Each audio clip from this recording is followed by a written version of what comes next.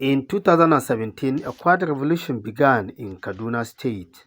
Across 9 local government areas, 10,546 households received their first ever support through the conditional cash transfer program. It was small but powerful. Yes, I've gotten the palliative, alhamdulillah.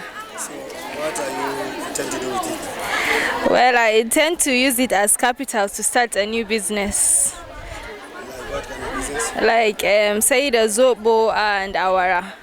So how do you comment the beneficiaries? So the money. Organizers, how So do you comment the government? they tried, sha. It's something that we see it away from in other states, but alhamdulillah now we are seeing it in Kaduna State, and alhamdulillah we've received it and we're very, very happy about it. As you say, this is the first time in the local government. The program has already started 2 or 3 years back. But this is the first time some of the local government are benefiting from this cash transfer program. We're very happy, and if you look at the people around here, that is the beneficiaries are also happy. Fast forward to 2025, today over 70,000 households across all 23 local governments benefit from this program. Families once trapped in poverty are now finding hope, dignity, and new opportunities. School attendance has risen, communities are cleaner, women are leading cooperatives, families are building livelihoods that last. In the first 9 pilot local government alone, 993 cooperatives were formed, with hundreds of women gaining access to empowerment fund that changed their lives forever. Christy Musa, who has been saving from the stipend, the spirit of saving helped her in building this house and a small business that takes care of her needs. I was just doing petty trading. Sometimes I go to the market and collect credit from our customers. So when I started getting this money, I don't collect credit again. I use the money to go and buy. If I sell finish, I will use that money again to go to the market and buy.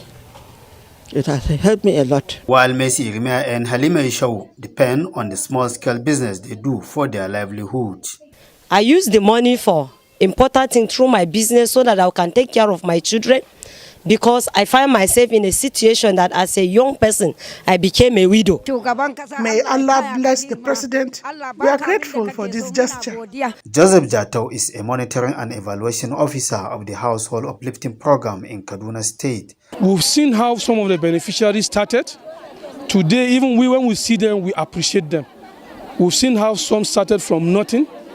Some we are encouraged to start small savings, and we can see that there is improvement. All steps taken to stay safe from COVID-19 while getting paid, the process was hitch-free. And this has enabled 2 micro-scale businesswomen to scale up their investments. I thank God for this money, and I will use it to improve my business. I was doing nothing, but with this money, I have commenced small-scale business, and I am happy about it. Wab Razak is the unit head conditional cash transfer office in Kaduna State. They should use part of it in their various households, and they should use part of what they are collecting for livelihood activities, because they have been taught how to save. They have been taught how to. There is this saving group mobilization, that is to form cooperative society within themselves.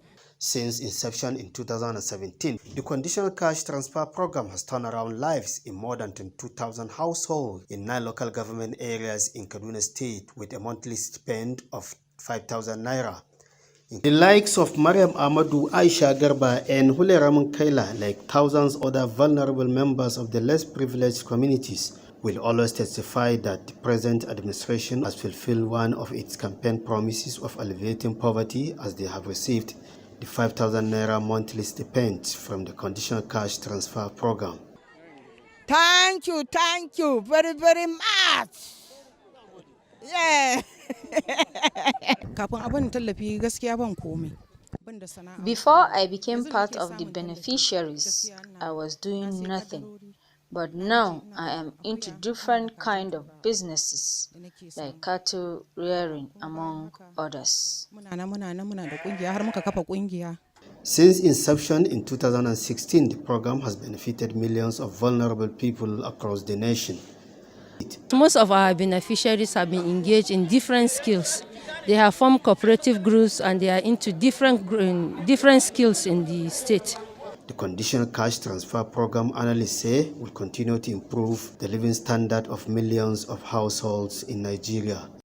What began as cash handed out on tables is now fully digital, ensuring financial inclusion for even the most remote communities. Under the guidance of State Coordinator Hajia Hawa Abdurazak, the program has grown stronger, more transparent, and more impactful. We are paying today at Igabi local government. That is the additional 14 new local government that have been added to the 9 existing local government. We are now in the 23 local government of Kaduna State. So today we are in Igabi local government. We are paying 1,873 beneficiaries. They are collecting 10,000 naira. That's by monthly 5,000. That's 10,000 for 2 months. Today, under a new name, the Household Prosperity and Empowerment Program HOPE, beneficiaries received 75,000 in direct support through secure debit cards. With the leadership of Hajia Hawa Abdurazak and the adoption of Kaduna's social protection policy, the state established KATSIPA, coordinating health, education, agriculture, pensions, and social services to protect the most vulnerable. Igabi, specifically not the state, right? Yes. Well, Igabi, this is the first time they are assessing this payment. They are not among the local governments that have been receiving in the past 2 years. So it will be hard for us to determine the impact as of now. But I can see happiness in the faces of people. I can see some level of contentment with people. People are happy that at least something is coming in that is making them feel that they are part of Nigeria, that the government is taking care of them. That I can see. Although we cannot say that the program hasn't got its own problems. Those teaching problems are there. A social protection project in anywhere, it's just an evolving thing, like in Nigeria. So we will grow with it and be able to subdue some of the challenges that are there. But of course, challenges are there in the terms of people not receiving, like all of these women that you see are put behind you. They have their cards, but their wallets are not filled yet. So you wonder how they are in the same community with others. Others, their wallets have money and some they don't have. You know, it comes with a lot of mixed feelings, and some people will not be happy. And they are all poor in their own capacity, by their understanding, they are all poor. Some are getting, some are not getting. So if the managers of the program can go a step further to make sure that when it is time for a community to benefit, let all that are poor in court, which is the target of the project, let's make sure they all get it, because it will breed some enmity even among them when they get back. Caking someone even sound, but you know what that means. And in a community, people will be there, some will be unsatisfied, some will think, someone has helped them somewhere. There are a lot of insinuations that go with it. So the managers of the project should do better by making sure that whoever that has been captured and the name is in the register for those who are supposed to benefit, let them get their dues. The journey hasn't been easy. Insecurity, poor networks, and hard-to-reach areas slowed progress.